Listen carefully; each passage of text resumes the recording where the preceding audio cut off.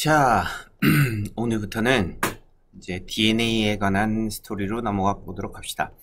지금까지 우리는 동물에 대한 시스템, 그 다음에 식물에 대한 3주간의 강의를 했었죠.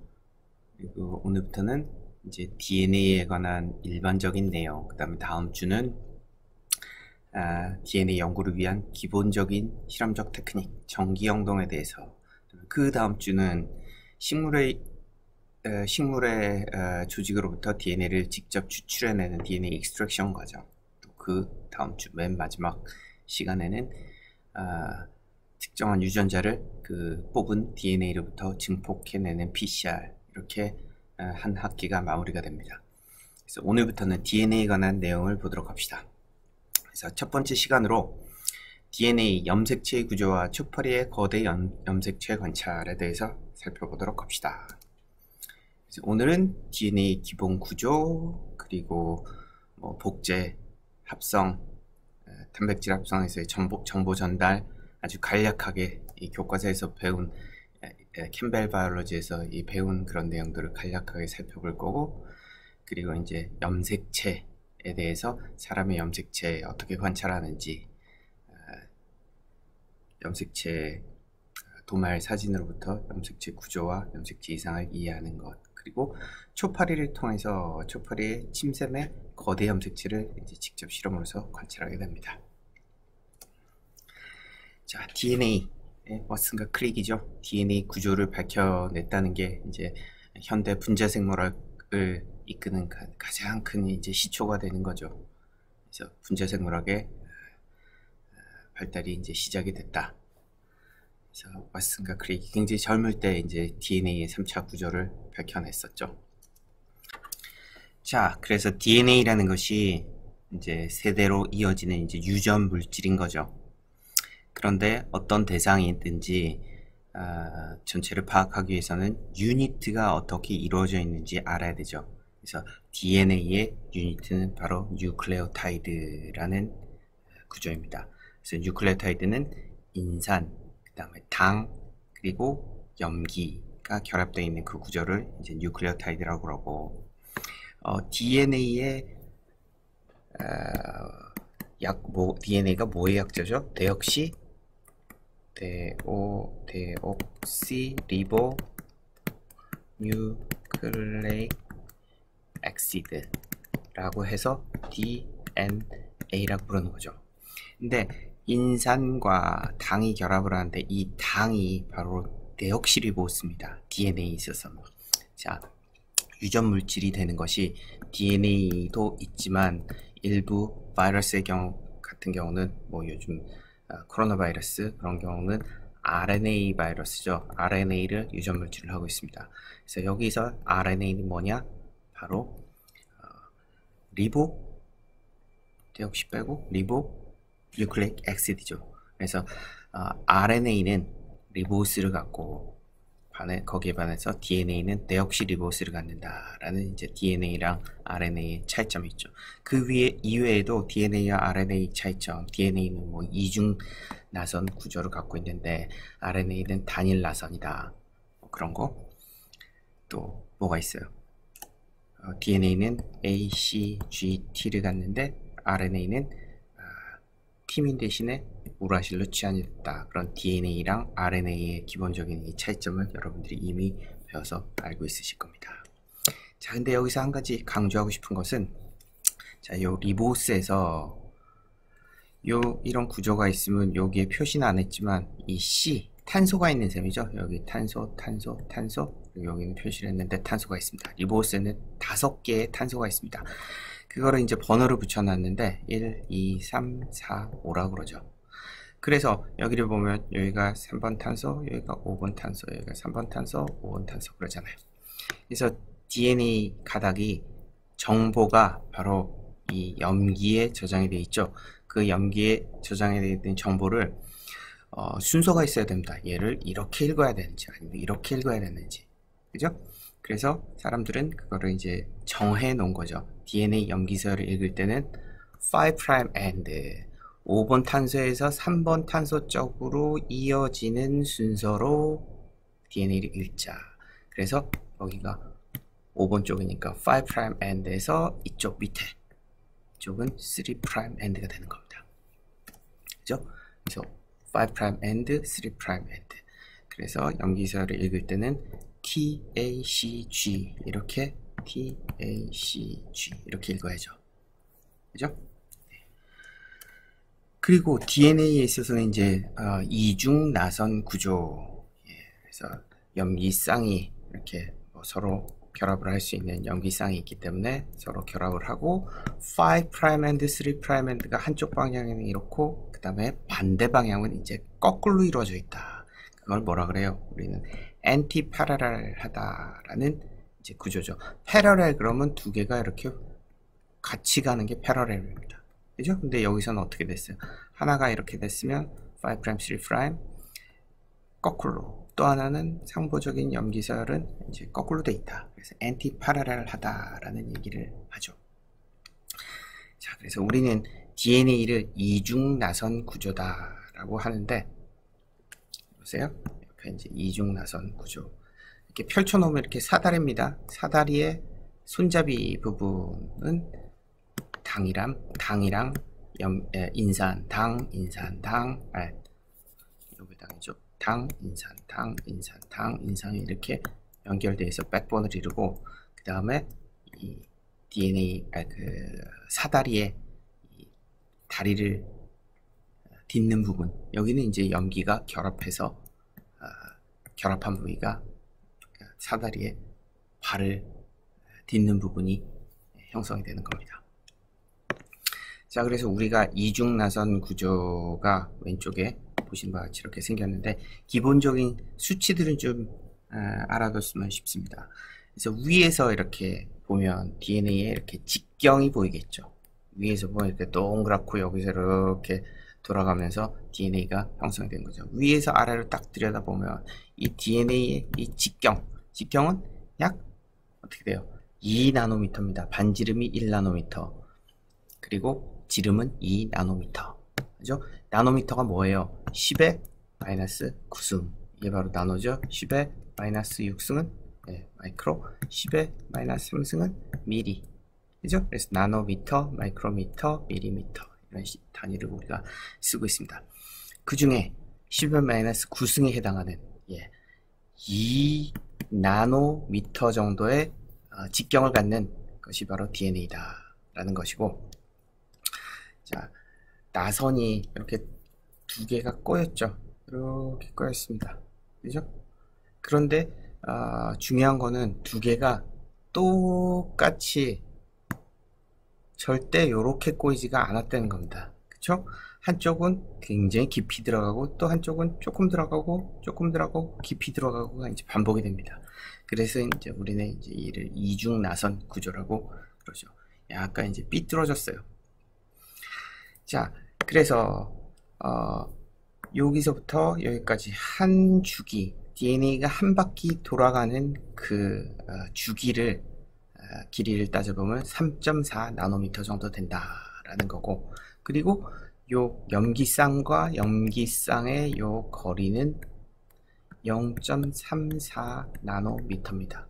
그러니까 요 한 주기당 염기쌍이 몇 개가 들어가는가? 바로 10개가 들어갑니다. 그런 여기 있네요. 0.34 나노미터. 기본적인 DNA의 이제 구조랑 사이즈를 기억해 두시기 바랍니다. 자, 그래서 염기, 가장 중요한 이제 염기의 종류죠. 염기는 여러분들이 익히 알고 있다시피 ATGC, 그렇죠? 아데닌, 티민, 구아닌, 사이토신으로 이루어져 있다. 퓨린계 염기가 있고 피리미딘계 염기가 있죠. 이거는 이제 구조에 따른 구분인데, 퓨린계 염기는 이렇게 고리가 두 개가 있는 큼지막한 염기, 그리고 피리미딘계 염기는 고리가 한 개인 염기입니다. 그래서 퓨린계 염기는 피리미딘계 염기랑만 붙게 되는 거죠. 왜 그러느냐? 고리가 두 개 플러스 고리가 한 개는 DNA 이중나선 구조에서 일정한 거리 간격 사이에 두 개가 들어가야 되기 때문에 퓨린계는 반드시 피리미딘계랑 붙습니다.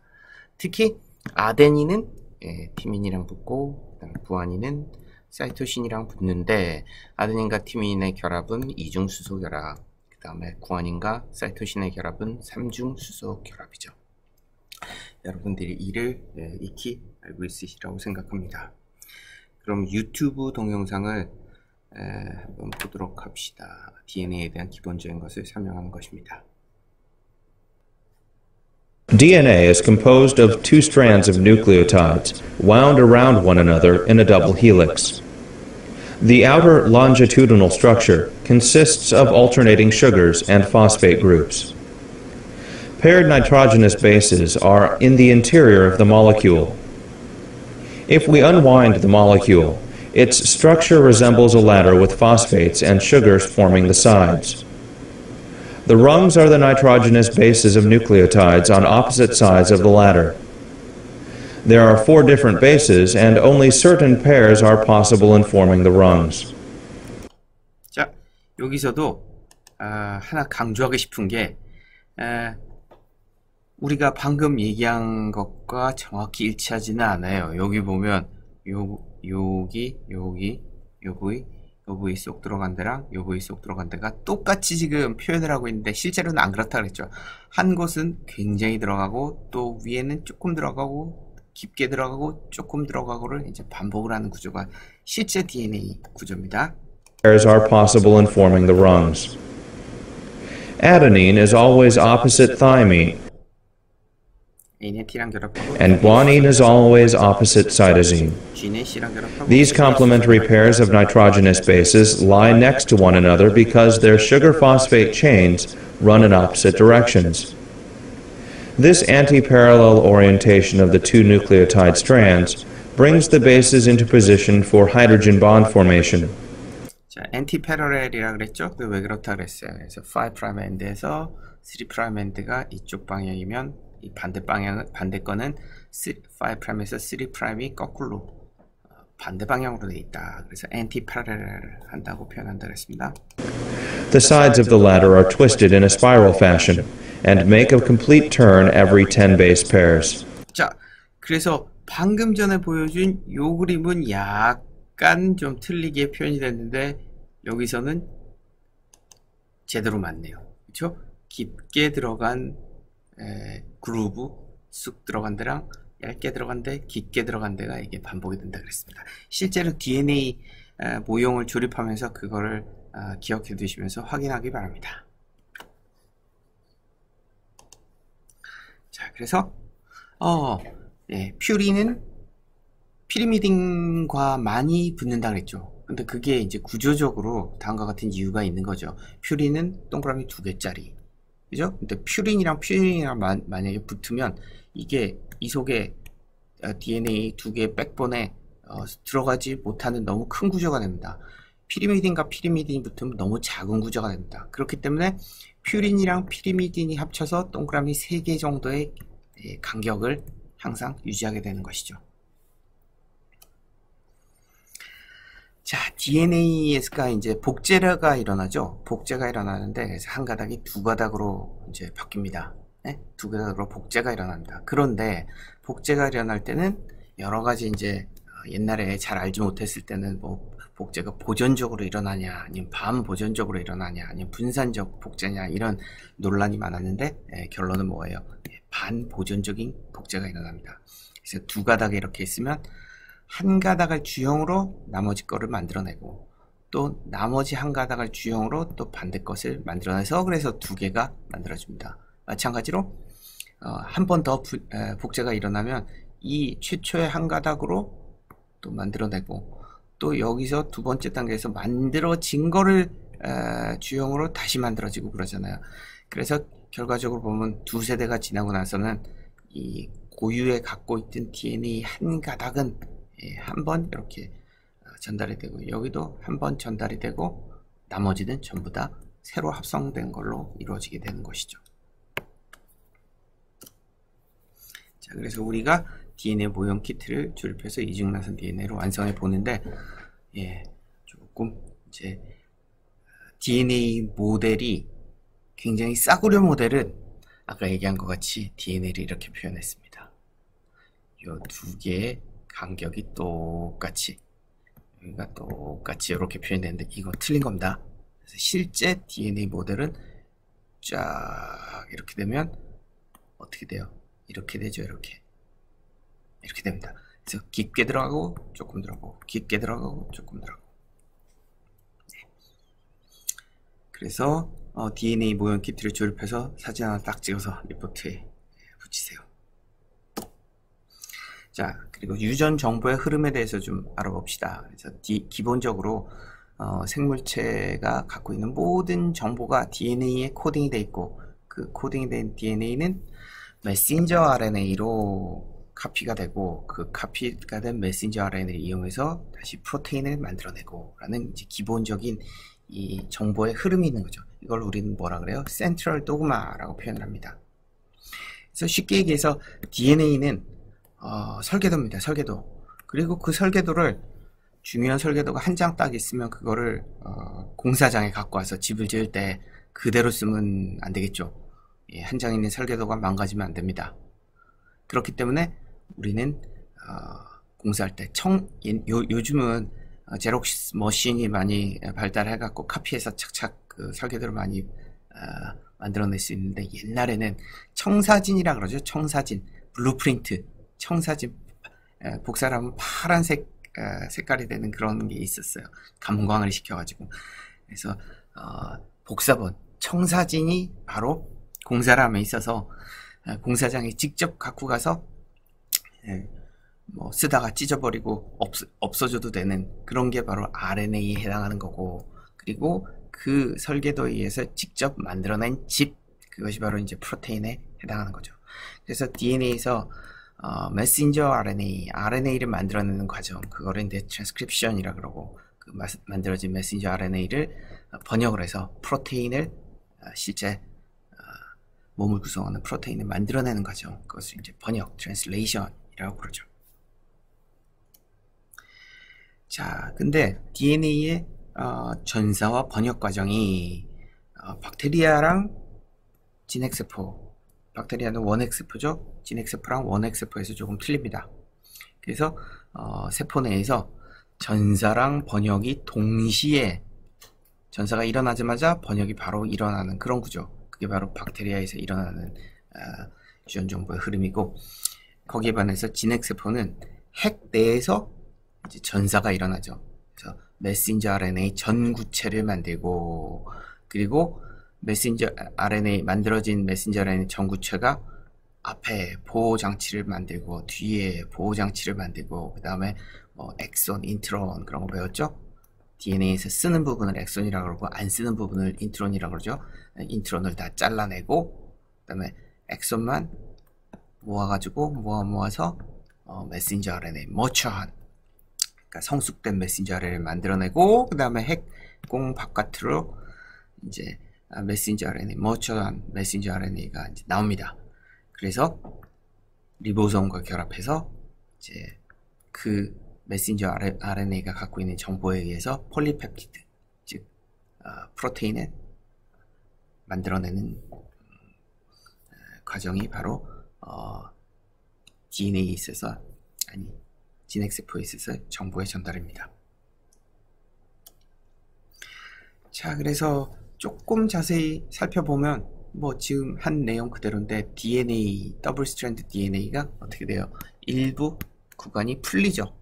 풀린 데서부터 한 가닥을 주형으로 메신저 RNA를 만듭니다. 메신저 RNA 자체를 만드는 게 메신저 RNA 전구체를 만들어내죠. 그리고 앞에는 5' 캐핑, 그래서 DNA가 잘 디그레데이션, 분해되지 못하도록 보호해주는 장치에 5' 캐핑을 하고, 그 다음에 폴리 AAA를 뒤에다 붙입니다. 그래서 3' 폴리 A 테일링을 하고, 또 스플라이싱이라 그래서 엑손과 인트론 중에서 인트론만 착착착 잘라내고 엑손만 만들어내는 그런 과정, 이게 바로 DNA 메신저 RNA 머추레이션 그럽니다. 성숙을 시키는 거죠. RNA 전사체에서 메신저 RNA, 성숙한 메신저 RNA를 만들어내고 나서 그 다음에 핵 밖으로 나옵니다. 핵 밖으로 나오면 어디로 가요? 엔도플라즈믹 레티큘럼. 엔도플라즈믹 라티큘럼에 리보솜이 붙으면 그걸 뭐라 그래요? 러프 엔도플라즈믹 라티큘럼이라 그러죠. 그래서 바로 러프 엔도플라즈믹 라티큘럼에서 DNA 아미노산의 합성이 일어나죠.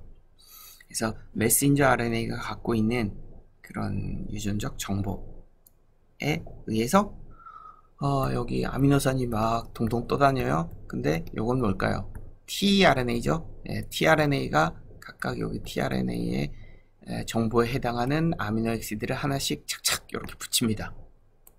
특정한 정보를 갖고 있으면 특정한 아미노산을 탁탁 붙여요. 그래서 이 아미노산의 그거를 활성화, 액티베이션이라고 그러는데 그 액티베이션 된 아미노 액시드의 이제 풀이 아미노 액시드랑 tRNA 결합체 풀이 존재하는 거죠.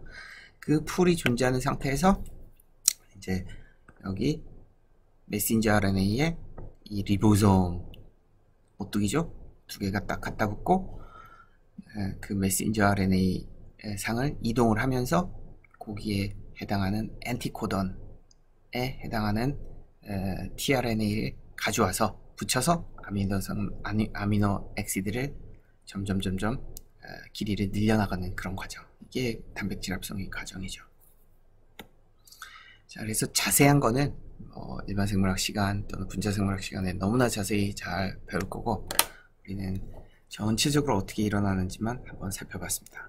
그럼 지금부터 유튜브로서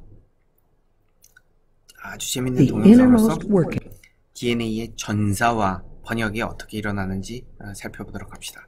자, 참고로 이 동영상 굉장히 유명한 동영상이에요. 그래서 컴퓨터 시뮬레이션인데 마치 실제 분자인 것처럼 굉장히 실제에 가깝게 유사하게 이 컴퓨터 그래픽으로 만들어낸 겁니다.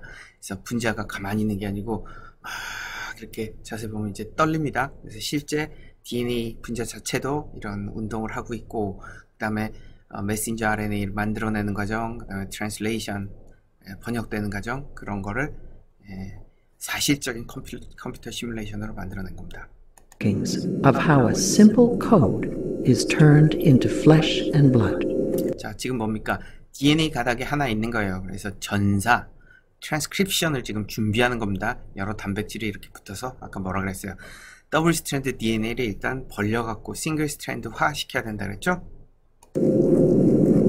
This is what Francis Crick called the central dogma of modern biology.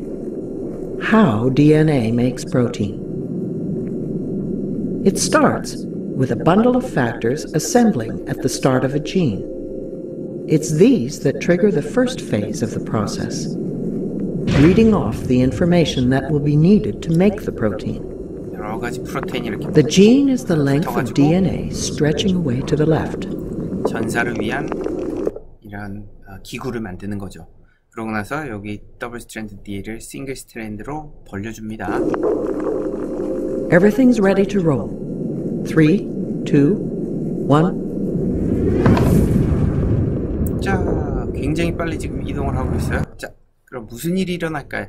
요 속에서는 지금 이게 빨간 게 더블 스트랜드의 DNA입니다. 그거를 이제 싱글 스트랜드화 시켜주고 싱글 스트랜드화 시켜준 한 개의 주형으로서 메신저 RNA를 만들어내는 거죠. 일종의 복제죠.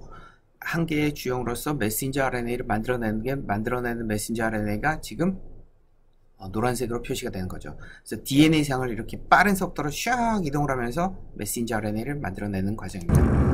The blue molecule racing along the DNA is reading the gene. It's unzipping the double. 자, 여기서 노란 거 날아다니는 게 뭘까요? 노란 게 계속 붙으면서 이제 이 쭉 이어지면서 뭐가 만들어져? 메신저 RNA가 만들어집니다. 그렇기 때문에 요거는 뉴클레오타이드겠죠. 근데 RNA 뉴클레오타이드입니다. RNA 뉴클레오타이드 하나를 붙여서 긴 메신저 RNA를 만들어내는 과정입니다. Helix and copying one of the two strands.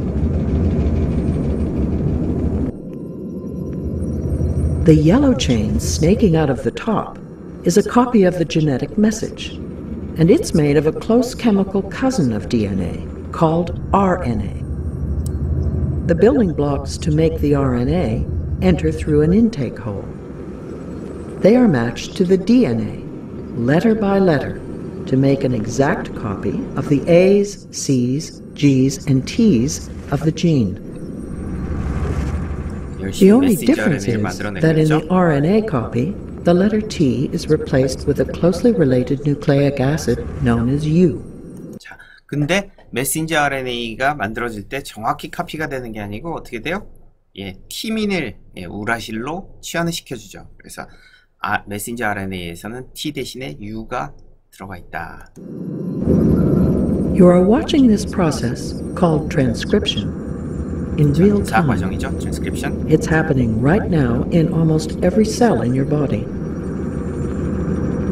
그다음에 이제 번역을 해야겠죠. When the RNA copy is complete, it snakes away from the nucleus and into the outer part of the cell. Then, in a dazzling display of choreography, all the components of another molecular machine lock together around the RNA to. 자, 그래서 지금 과정이 하나 빠졌는데 좀 더 그러니까 생략을 한 거죠. 메신저 RNA의 전구체가 일단 카피가 되면 어떻게 한다 그랬어요? 5' 캐핑, 3' 테일링이 일어나고 또 스플라이싱이라 그러는 이 엑손만 갖다 붙이는 그런 과정을 거친 후에 이제 핵공 밖으로 나옵니다. 핵공 밖으로 나와서 오뚜기. To form a miniature factory called a ribosome. 라이보솜. 오뚜기 같이 생긴 라이보솜 라지 서브 유닛이랑 스몰 서브 유닛에 이제 갖다 붙게 되는 거죠. It translates the genetic information in the RNA into a string of amino acids that will become a protein. Special transfer. 그래서 이 과정이 어디서 일어난다고요? rough endoplasmic reticulum. 조면 소포체에서 일어나죠. Molecules, the green triangles, bring 자, each amino. 자, 여기 있는 게 뭐예요? 여기서 이만큼이 바로 tRNA고, 그리고 여기 빨갛게 붙어 있는 게 바로 그 tRNA에 해당하는 이 아미노 엑시드죠. 아미노 엑시드. 그래서 요쪽에는 엔티코돈이 있죠. 그래서 여기를 인식을 해서 바로 메신저 RNA에 갖다 붙는 거죠. Amino acid to the ribosome.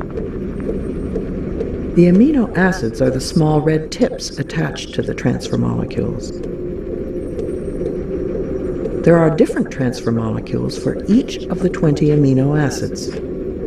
They all carry a specific 3-letter code that will be read by the machine. Now we come to the heart of the process. Inside the ribosome, the RNA is pulled through like a tape.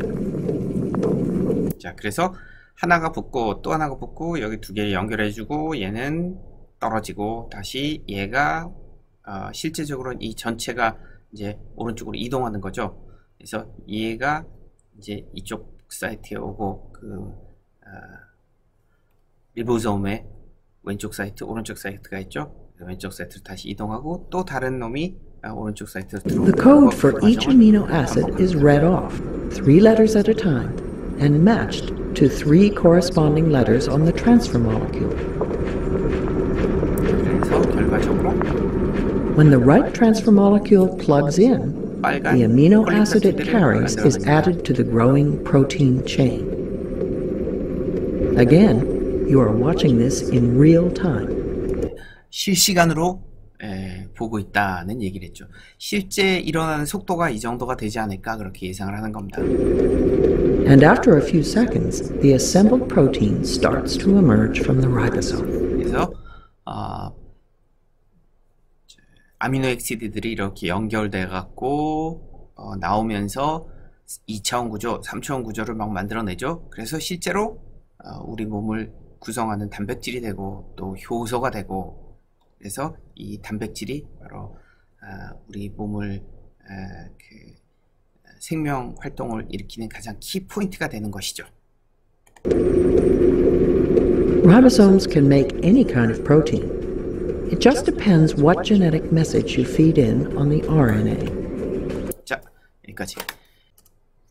그래서 이 메신저 RNA에 있는 그 정보를 프로테인을 만들어내기 위해서 각각의 tRNA에 해당하는 안티코돈에 해당하는 뭐예요? 그 아미노액시드들이 tRNA가 아미노액시드들을 갖고 온다 그랬죠. 그 아미노액시드들이 코돈과 어떻게 이 매치가 되는지 그걸 나타내는 게 바로 코돈 테이블이죠. 이건 암호표입니다. 그래서 몇 가지가 있어요? 3개.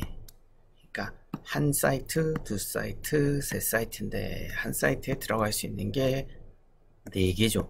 그죠? 여기도 4개. HUGT 아무거나 들어갈 수 있는 거죠. 4개. 그러니까 4 곱하기 4 곱하기 4는 4의 3승은 64개의 다른 조합이 있는 거죠. 그죠?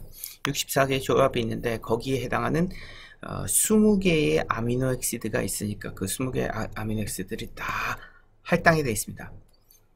그렇기 때문에 어떤 아미노액시드는 예를 들어서 트립토판 요거는 이제 한 개네. 시스틴 어떤 아미노액시드는 2가지의 조합으로 둘 다 이거를 결정을 하고 어떤 거는 세린 같은 경우는 4가지의 조합으로 UCU도, UCC도, UCA도, UCG도 모두 세린이 되고 그리고 또 뭐가 있을까요? 글리신 같은 경우가 6개인가 그랬었던 것 같은데 어디 봅시다. 류신은 보면 이거 6개가 전부 다 똑같은 류신을 지정을 하게 됩니다. 그리고 시작하는 코돈이 따로 있죠. 그건 AUG 메티오닌으로 시작하는데 AUG 항상 게시 코돈이죠.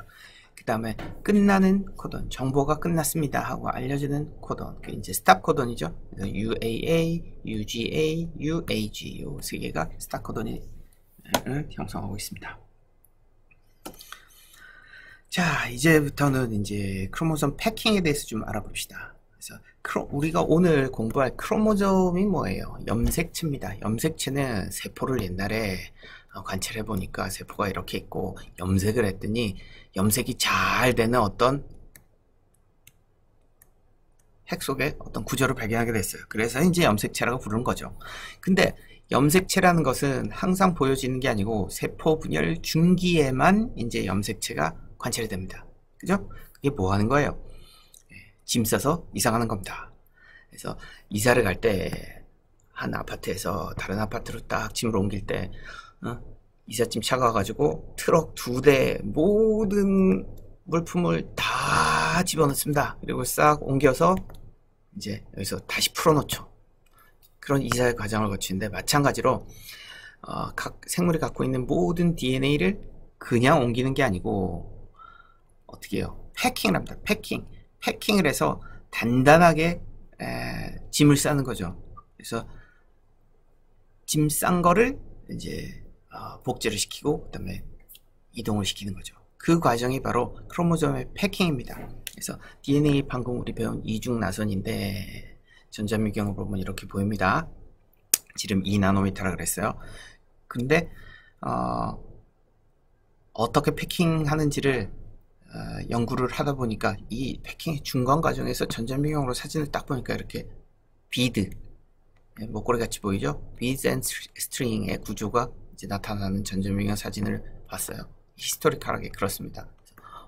DNA가 뭔가 이렇게 동글동글한테 결합이 되어 있구나 이런 거를 이제 알았는데 그게 바로 뉴클레오좀입니다. 그래서 히스톤 단백질 8개의 히스톤 단백질이 동그라미를 이루고 그리고 여기를 1과 4분의 1바퀴 DNA가 이렇게 감습니다. 그 다음에 히스톤 H1 단백질이 여기다 딱 결합을 해갖고 이제 안정화된 구조가 되는 거죠. 그래서 beads and string, beads, string의 이제 구조가 되는 거예요. 이 두께가 몇 나노미터냐? 10나노미터 정도 되는 스트링을 이루는 게 첫 번째 패킹입니다. 그 다음에 어떻게 되느냐? 얘네가 그래서 이렇게 히스톤 단백질에 DNA가 이렇게 감겨 있는 상태. 이걸 뭐라 그런다고? 뉴클레오좀이라는 단위죠. 뉴클레오좀이고 그리고 두 번째 스트럭처를 더 만들어서 패킹을 하게 되는데 이렇게 뉴클레오좀끼리 위에서 보면 10개의 뉴클레오점이 배열을 하는 그런 구조로 이렇게 전체 큰 굵은 파이버를 만듭니다. 이게 30나노미터 파이버죠. 그래서 여기까지가 지름이 30나노미터 정도 되는 파이버가 되고, 그 다음에 얘가 또 이렇게 뭉쳐가지고 300나노미터 지름이 되는 동아줄이 되는 거죠. 그 동아줄이 드디어 여기서 막 이렇게 얽혀서 어떻게 돼요? 우리가 익히 알고 있는 크로모솜이라는 이제 단위가 되는 겁니다. 이 과정을 우리는 DNA 패킹이라고 그러고, 세포 분열 시에 세포 분열 과정의 중기에만 잠깐 염색체를 관찰할 수가 있는 거죠. 자, 그래서 중기에 염색체가 다 패킹이 이루어져, 그 DNA가 패킹이 염색체상으로, 염색체의 형태로 패킹이 됐을 때 염색체 개수를 우리는 셀 수가 있습니다. 그렇죠? 그래서 염색체의 상태를 이제 체크하는 거, 관찰하는 거, 이걸 이제 캐리어 타입이라고 그러죠. 핵형 관찰이라고 그럽니다. 그래서 염색체들의 형태가 같은 것끼리 짝을 지어 체계적으로 이제 배열하는 거, 염색체가 여러 개 이렇게 사진을 보면 이렇게 막 산포를 하는데, 그거를 잘 얘가 뭐다, 어디가 이상이 있다, 이런 거를 잘 판단하는 거, 이걸 이제 핵형 분석이라 그런다는 얘기고, 같은 생물의 모든 세포는 동일한 핵형을 가지고 있습니다. 그래서 염색체가 몇 개다 하는 거는 그 생물의 이제 특징이 되는 거죠. 사람 같은 고등 생물에 있어서의 핵형은 EN은 이라는 표현을 쓰죠. EN은 사람은 46개. N이 아닙니다. EN입니다. 왜 그래요? 상동 염색체가 있죠. 염색체가 하나가 있으면 똑같이 생긴 상동 염색체가 똑같이 이제 존재를 합니다. 그래서 똑같은 카피가 하나 더 존재를 해서 우리는 EN의 상태로 고등생물은 존재한다고 표현을 합니다. 그래서 핵형을 조사하면 염색체 이상이나 염색체 수의 변화를 쉽게 밝혀낼 수 있습니다. 그래서 사람의 경우 핵형을 조사함으로써 유전병 진단, 그런 방법으로 핵형 검사를 하고 있죠. 자, 염색체 기본 구조를 한번 살펴봅시다. 이렇게 X자로 되어 있는 게 이제 일반적인 구조죠. 근데 X자의 가운데 여기 쏙 들어간 부위, 여기를 뭐라 그래요? 이제 동원체라 그러죠. 동원체. 이 동원체의 위치가 어디냐에 따라서 우리는 크게 메타센트릭이냐, 동원체가 중부에 가운데 있는 거, 서브 메타센트릭이냐, 여기 한쪽은 길고 한쪽은 짧죠. 그리고 아크로센트릭, 그래서 완전히 V자 같이 이렇게 여기가 동원체인 거예요. 여기 조금 이렇게 있을 때도 있고 없을 때도 있고, 이런 걸 이제 아크로센트릭이라고 합니다. 그래서 메타센트릭, 서브 메타센트릭, 아크로센트릭한 염색체가 존재를 한다라고 이제 얘기를 하는 거죠. 그래서 긴 쪽을 롱암, 짧은 쪽은 숏암이라고 표현을 합니다. 자, 그래서 사람의 염색체를 이렇게 관찰하면 얘가 사이즈가 굉장히 크냐, 중간이냐, 작냐, 그리고 메타센트릭이냐, 서브메타센트릭이냐, 아크로센트릭이냐, 그리고 여기 이제 염색체를 잘 구분하기 위해서 이제 염색을 해서 밴딩을 합니다. 밴딩의 구조, 이런 걸로 사람의 염색체를 46개를 하나하나 다 구분해 낼 수 있습니다.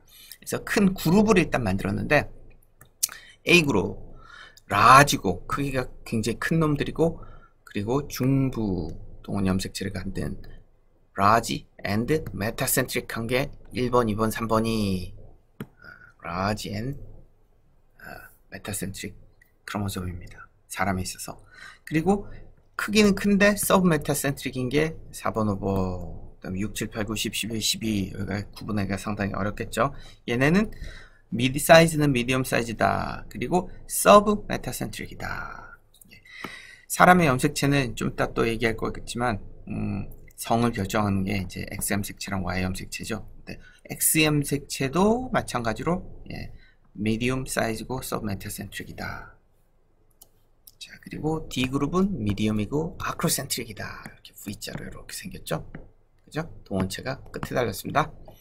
그리고 E그룹은 사이즈는 미디엄이고 rather shorten metacentric or submetacentric. 그 다음에 F그룹은 short metacentric. 짧은데 딱 가운데 동원체가 있는 것들. 그 다음에 G그룹은 very short acrocentric. 예, 사람의 Y 염색체도 이 그룹에 속합니다. 그래서 이렇게 A, B, C, D, E, F, G의 그룹을 우선 나누고, 그 다음에 여기서 이제 밴드 패턴을 보고, 예, 같은 염색체가 뭔지 이렇게 다 이제 구분을 할 수가 있겠죠. 상동 염색체. 예, 실제로는 방금과 같이 이런 염색을 해서 밴드가 여기 존재한다, 여기 존재한다, 이렇게 구분을 할 건데, 구분을 합니다. 그리고 여러분 과제도 이렇게 흑백으로 이렇게 밴드 패턴을 이제 분석하는 게 여러분의 이제 과제예요. 그런데 좀 부정확하겠죠. 그렇기 때문에 실제로 병원 같은 데서 검사하고 그럴 때는 여러 가지 색으로 보는 것 같이 칼라 염색을 합니다. 그래서 칼라가 이렇게 흑백이 아니고 칼라는 훨씬 더 상동 염색체를 구분해내기가 쉽겠죠. 실제로 이 상동 염색체를 딱 맞춰가지고 번호를 염색체들 칼라 패턴 이런 것까지 포함해서 염색체를 순서대로 쫙 나열한 겁니다. 그래서 이런 걸로 바로 병원에서 유전병 검사 이런 거를, 염색체 이상 검사 이런 거를 한다는 얘기입니다. 자, 그리고 또 한 가지 재밌는 것은 염색체란 것이 뭐라 그랬어요? 이 세포 분열 중기에만 일시적으로 볼 수 있는 게 바로 염색체라는 구조죠. 그런데 그러면 세포 분열이 일어나기 이전에 그냥 평상시에는 어떨까요? 여기가 핵이에요. 핵 내에 각각의 이 하나의 염색체를 요거를 만드는 DNA들이 이렇게 그룹이 돼 있겠죠. 얘네가 이 핵 속에 마음대로 이렇게 퍼져 있는 게 아니고, 여기 보는 바와 같이 일정한 구역을 탁 유지를 하면서 이제 존재를 한답니다. 그리고 짐 쌀 때 여기 있는 것들이 쫙 패킹이 일어나고 이렇게 딱 변하는 거죠. 자, 그래서 정상적인 남자의 염색체입니다. 정상인 남자의 염색체입니다. 그래서 1, 2, 3, 4, 5, 6, 7, 8, 9, 10, 22쌍이 딱 있고, 그 다음에 큰 X, 작은 Y 염색체가 있으면, 그러니까 상동 염색체를 쫙 맞춰보고, 그리고 아크로센트릭이냐 서브메타센트릭이냐 뭐 이런 거, 그 다음에 크기 그런 걸로서 이 염색체 이 각 번호에 해당하는 걸 다 판정을 한 다음에 맨 마지막에 두 개가 똑같은 게 남으면 어때요? 여자고, 두 개가 다른 게 남으면 이제 남자다라는 거죠. 그래서 여기는 이제 female, 여자입니다. 그래서 똑같은 염색체가 여기 두 개 남았죠. 그래서 X 염색체 두 개입니다. 자, 그런데 염색체가 이제 종종 세포 분열을 하거나 그럴 때, 복제가 되거나 그럴 때 이제 이상이 생깁니다. 그래서 여러 가지 염색체 이상을 발견해낼 수가 있는데, 여러 가지 종류가 있겠죠. 첫 번째, 염색체에 구조적인 이상이 있을 수가 있고, 두 번째는 염색체의 개수적인 이상이 있을 수가 있습니다. 첫 번째, 구조적인 이상을 봅시다. 한 부분이 잘려나갔어요. deletion, 결실입니다. A, B, C, D, E 이런데 D가 없어진 거죠. 그죠? 그 다음 두 번째는 duplication, 중복이 일어날 수도 있어요. A, B, C, D인데 여기는 어때요? A, 그 다음에 B, C, B, C, D, E 이렇게 중복이 되는 경우도 있어요. 굉장히 큰 염색체의 이상이겠죠. 그 다음에 여귀가 일어나기도 합니다. 위치가 바뀝니다. 이게 어떻게 된 거예요? A, B, C, D 중에 이렇게 바뀌어버렸죠. 그래서 잘려갖고 확 뒤집어져갖고 다시 붙은 거죠. 이런 걸 바로 여귀, 인버전이라고 합니다. 트랜스로케이션, 전좌도 일어납니다. 1번 염색체가 있고 2번 염색체가 있으면 1번 염색체의 이 앞부분이 어떻게 됐어요? 2번 염색체의 앞부분과 서로 바뀌어버렸죠. 트랜스로케이션, 얘는 1로 트랜스로케이션 됐고 얘는 1로 또 트랜스로케이션 됐습니다. 그래서 네 가지 형태의 그런 염색체 구조 이상이 있을 수 있다는 것. 그래서 실제적인 이런 염색체 구조 이상이 일어난 으로 해서 원인이 되는 병, 고양이 울음 증후군 이런 게 있답니다. 그래서 지금 기형아죠, 기형아. 사람이 있어서 기형아가 탄생을 하는데 9번 9번 염색체랑 22번 염색체 이 끝부분이 방금 본 것 같이 트랜스로케이션이 일어난 거예요. 서로 바뀌었어요. 그러면 이런 병증이 나타난다고 합니다. 자, 두 번째 경우는 abnormal chromosome number.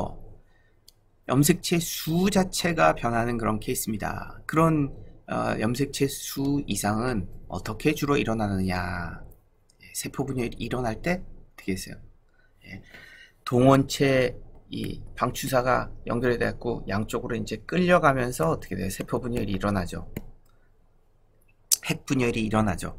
염색체가 듀플리케이션 된 다음에 끌려갑니다. 근데 이 끌려갈 때 좀 이상이 있으면 한쪽으로 많이 끌려가고 한쪽으로 적게 끌려가고 이렇게 돼버리면 처음에 여기서 이상이 일어났네. 본래는 요게 이쪽으로 끌려가야 되는데 이쪽으로 안 끌려가고 두 개가 그냥 한 대 떡이 돼 갖고 붙은 거죠. 그럼 이쪽으로만 끌려갔어요. 그리고 여기서 다시 분열이 일어나면 여기는 정상보다 하나가 더 많은 그 특정 염색체가 하나가 더 많은 개체가 탄생을 하고 이쪽에는 하나가 더 적은 개체가 탄생합니다. 그래서 분열이 한 번, 두 번 일어나는데 첫 번째 분열이 일어날 때 방금과 같은 그런 이상이 일어나면 이렇게 1대1로 염색체 수가 많은 놈, 적은 놈이 나타나는데 첫 번째 분열이 일어나고 두 번째 분열이 일어나는 여기에서 이상이 일어나면 염색체 수가 하나 더 많은 놈, 하나 덜 개수가 하나 적은 놈, 그 다음에 두 개의 정상 이렇게 이제 후손이 탄생할 수가 있다는 겁니다. 그래서 염색체가 개수가 하나 모자라는 거를 뭐라 그러냐면 모노소미 크로모소멀 abnormal chromosome number라 그러고 염색체가 3개가 되어버렸어요. 3개가. 그럼 트리소미입니다. 트리, 3개란 얘기예요. 같은 게 3개란 그런 뜻입니다.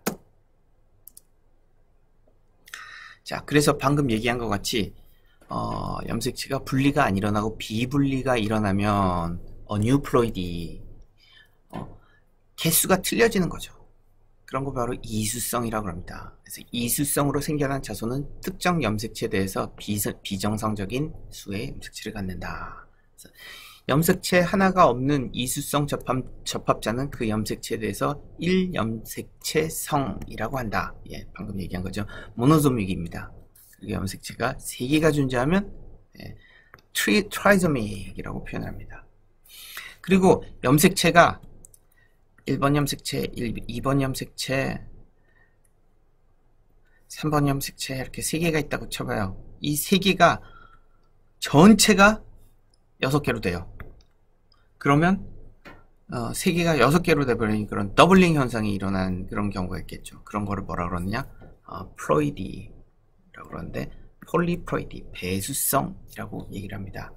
자, 지금 내가 3개에서 6개로 됐다고 하는 것은 이게 2개를 한 벌로 쳐서 이제 그런 겁니다. 실제적으로 뭐예요? 한 놈과 한 놈의 상동 염색체가 2개가 똑같은 게 있죠. 이것도 똑같은 게 있습니다. 그렇죠? 똑같은 게 이렇게 있습니다. 실제적으로는 이 애는 6에서 염색체가 폴리플로이디가 딱 일어나면 이 애는 12로 딱 개수가 더블링 되는 그런 현상. 그걸 이제 배수체 폴리플로이디라고 그럽니다. 그런데 이 배수성은 식물계에서는 매우 흔히 일어납니다. 그렇지만 동물계에서는 잘 일어나지 않아요. 그래서 우리가 알고 있는 모든 대부분의 작물들, 콩이라든가 아니면 밀이라든가 옥수수 이런 것들이 다 배수성 개체로 개발된 그런 식물들입니다. 그럼 배수체가 어떻게 일어나면 어떻게 되느냐? 이수성보다 정상적인 표현을 상당히 정상적인 표현형을 갖습니다. 근데 모든 게 굉장히 커져요. 그러니까 요만한 열매를 맺었는데 배수체 현상이 일어나면 열매가 이만해진다거나 그런 현상이 식물체에서는 많이 일어나기 때문에 우리는 작물을 개발할 때는 이제 배수화를 일으키죠. 자, 그래서 염색체 이상이 있는 여러 가지 케이스를 봅시다. 그래서 13번 염색체가 두 개가 아니고 세 개가 된 현상. 이걸 뭐라 그래요? 트라이소미 13. 그래서 13번 염색체가 세 개가 됐다. 파타우 신드롬이라고 하는데요. 그 다음에 다운 신드롬 염색체 21번 염색체가 두 개가 아니고 세 개가 되면 다운 신드롬입니다. 그래서 여러분들 여성들은 반드시 이거를 주의 깊게 알고 있어야 되죠. 왜 그래요? 다운 신드롬이 엄마의 나이가 산모의 나이가 증가할수록 다운 신드롬의 가능성이 급격히 증가한다 그래요. 그래서 노산을 하면 반드시 이 염색체 검사를 해보는 게 좋다라는 얘기를 하죠. 그리고 18번 염색체가 3개면 에드워드 신드롬, 손가락에 이렇게 굽는 이런 특징이라고 합니다. 그리고 성염색체 이상도 있을 수가 있는데 성염색체가 XY가 아니고 또는 XX 또는 XY가 아니고 XXY 크라인펠터 신드롬, XYY, 그 다음에 XXX, 그 다음에 X가 한 개밖에 없는 터너 신드롬, 이런 경우도 굉장히 낮은 확률로 일어날 수 있다 그럽니다. 크라인펠터 증후군 XXY인 외적으로는 이제 남자로 보이는데 이제 여성성도 이제 갖고 있는 거죠. 그 다음에 X가 하나밖에 없는 이제 여성 터너 신드롬. 그래서 나눠준 사람 염색체 도말 사진이 있습니다. 흑백으로 된 그 사진을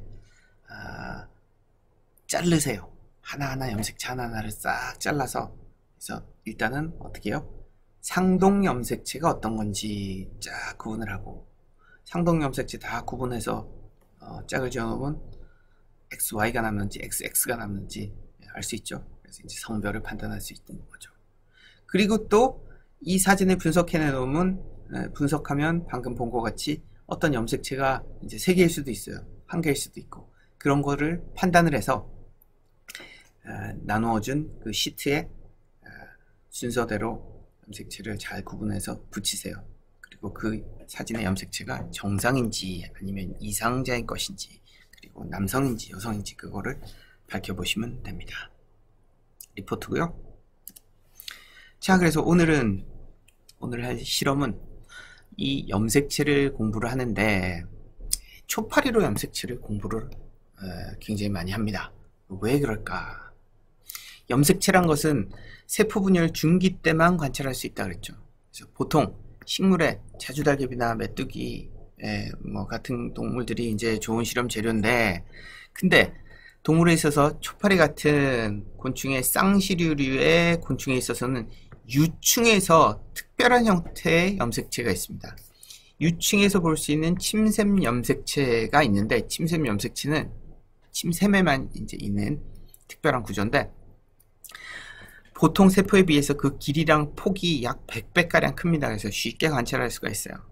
그리고 염색체상의 여러 가지 무늬를 확인할 수 있어서 유전학적 염색체 지도를 만드는데 매우 적합해서 옛날부터 이 초파리를 좋은 실험의 대상으로, 유전학적 실험의 대상으로 삼았죠. 그래서 뭐라 그래요? 이런 거를 모델 오르가니즘.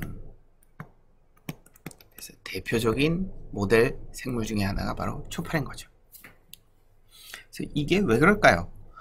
유충은 계속 먹습니다. 그래서 염색체가 활동을 하는데 한 카피가 아니고 여러 카피가 계속 분열을 하고 분열을 해서 보통 패킹이 일어나는 게 아니고 이 긴 상태에서 그대로 계속 쌓여나간 겁니다. 계속 이렇게 쌓여나갔어요.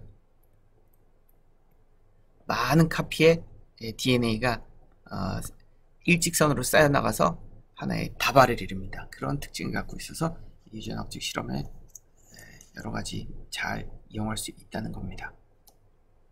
그래서 초파리에 대해서 잠깐 살펴봅시다. 모든 곤충 마찬가지로 머리, 가슴, 배로 이루어져 있습니다. 그죠? 그리고 눈이 이제 빨갛습니다. 현미경으로 들여다보면 굉장히 예뻐요. 자, 일단 초파리를 암수를 구분할 줄 알아야 됩니다. 암놈이 순놈보다 큽니다. 일단, 그죠? 순놈은 훨씬 작아요. 그리고 엉덩이 부분을 보면 엉덩이 부분이 암놈은 약간 뾰족해요. 거기에 반해서 순놈은 동그랗고 시꺼매요. 그거를 보면 이제 암수를 딱 구분할 수가 있는데, 어떨 때는 약간 좀 헷갈릴 때도 있어요. 요것만 갖고는. 그럼 이제 이 마디, 엉덩이 부분에 복부에 마디수를 셉니다. 그래서 7마디 정도 되면, 개수가 더 많으면 이제 암놈이고, 개수가 좀 적으면 5마디 순놈입니다. 근데 5개인데 어떤 책에는 보면 이 5개라고 표현은 안 돼 있고 여러 개의 밴드가 이 뭉쳐져 갖고 하나로 보인다, 이렇게 표현되기도 합니다. 그래서 딱 보면 구분하실 수 있을 겁니다. 그리고 또 이거 이외에 암놈과 순놈을 구분하는 매우 중요한 특징이 있는데, 바로 섹스 컴브, 성질이라는 이제 구조입니다. 그래서 뻣뻣한 털을 가진 컴브, 그러면 뭡니까? 빛입니다. 빛. 딱 이렇게 생겼어요. 근데 얘가 어디 있느냐? 초파리 앞다리에 여기 있습니다. 관찰하면 까맣게 딱 보입니다. 그래서 더 확대를 보면 이렇게 빛같이 보입니다. 그래서 얘는 어떤 기능을 하느냐? 개구리에서도 뭐가 있었죠? 육지가 있었죠. 마찬가지로 순놈이 교미를 할 때 암놈을 꽉 잡는데 이렇게 사용한다고 되어 있습니다. 그렇게 암수를 구분할 수 있고, 자, 초파리의 생활사. 그래서 하루, 3일, 4일, 거의 뭐 며칠이면 이 생활사가 한 번이 반복이 돼 버립니다. 그렇기 때문에 교배 이후에 이제 새 성체로 다시 교배할 수 있을 때까지 그 시간이 굉장히 짧기 때문에 이런 유전학적 실험 이런 데 잘 이용할 수 있다는 거. 그리고 초파리는 외골격이죠. 당연히. 그렇기 때문에 유충이 어떻게 돼요? 크려면 껍질을 벗어야 됩니다. 껍질을 벗고, 외골격이기 때문에 껍질을 벗고 그다음에 확 커지죠. 또 껍질을 벗고 확 커지죠.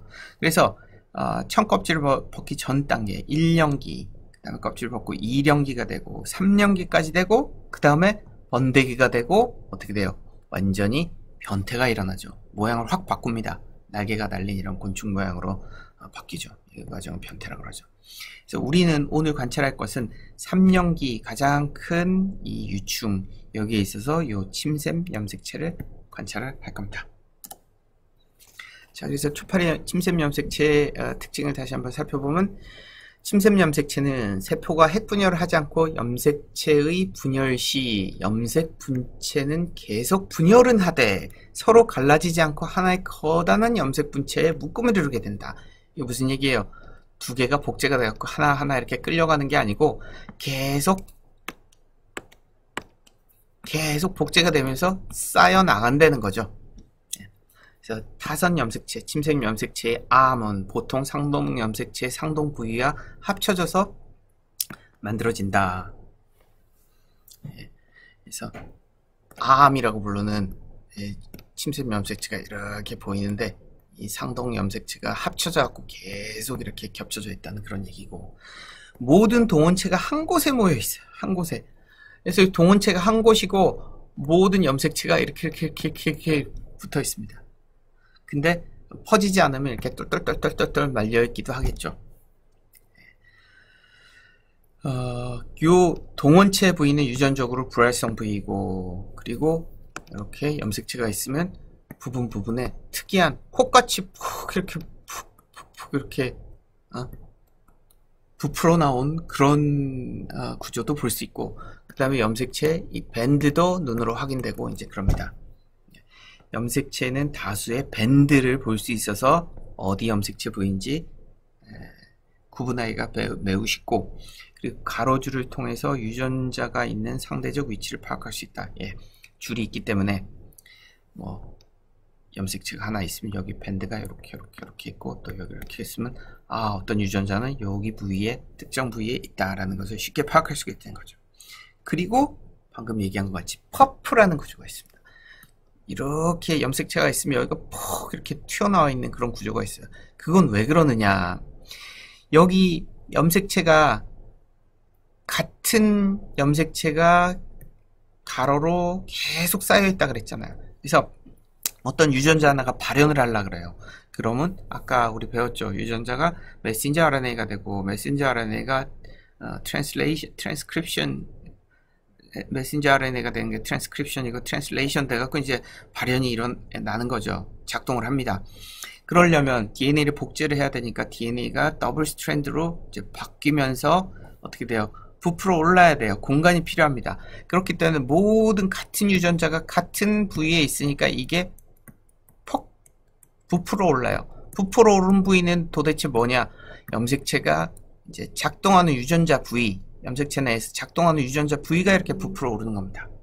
그걸 뭐라 그러냐? 바로 퍼프라 그럽니다. 염색체의 응축이 풀어진 것으로 유전자에서 전사활동, 즉 메신저 RNA를 만들어내고 있다는 것을 눈으로 확인할 수 있다는 겁니다.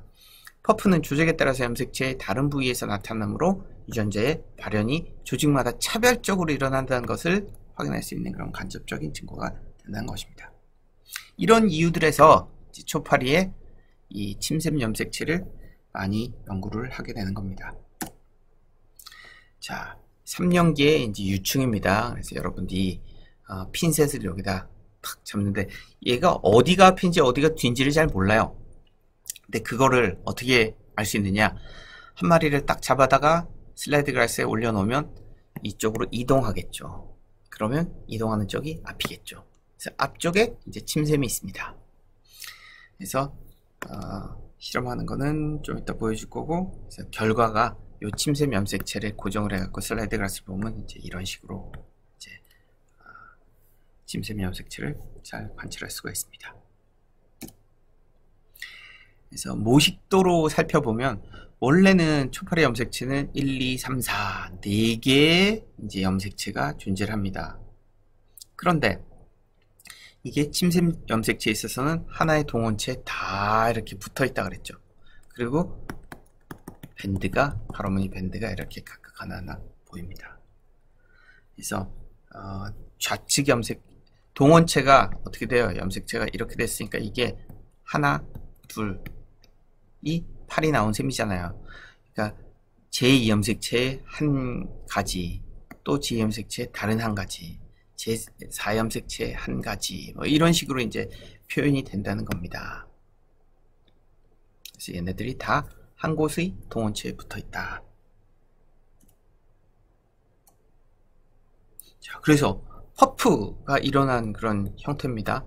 퍼프가 이렇게 일어나면 여기서 많은 활동이 있다. 메신저 RNA가 만들어지고 있다라는 의미라고 했습니다.